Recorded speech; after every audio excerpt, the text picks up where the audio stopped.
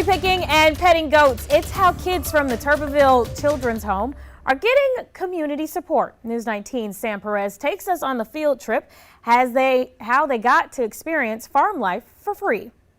Some of them have never experienced anything like this. I've seen a lot of smiles today.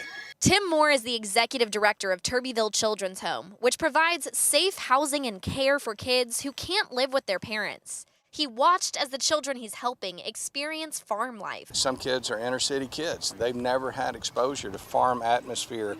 Some of them have seen a goat for the first time today, got to touch a horse, pet a horse, and see how plants and vegetables are grown. Marie Dorr with Dorr Farms says this is the case for many kids who come out to see the animals, insects, and the crops. Because a lot of kids don't know. They have no clue on anything about farming, where the food comes from or anything. So that's basically, I'm just taking them here, showing them my experience, what I do on a daily basis. It's why she offers field trips like the one for the Children's Home, which was sponsored by the Fraternal Order of Police, a nonprofit that connects law enforcement with the community. We try to build leadership in those younger generation. Local lodge president Larry Wicks says a trip to the farm is a way to connect with the kids. And some of them have showed a real strong interest in coming into law enforcement, so it seemed like a good plan for us to build that bridge with some community. Bridging the community together while supporting local farmers. With a chain store or whatever, you don't know where that money is going.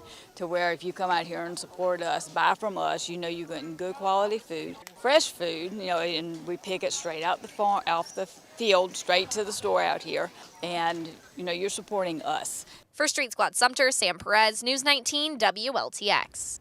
Dorr Farms hosts field trips throughout the year, and it's open for community members to visit and learn more about farming and fresh produce.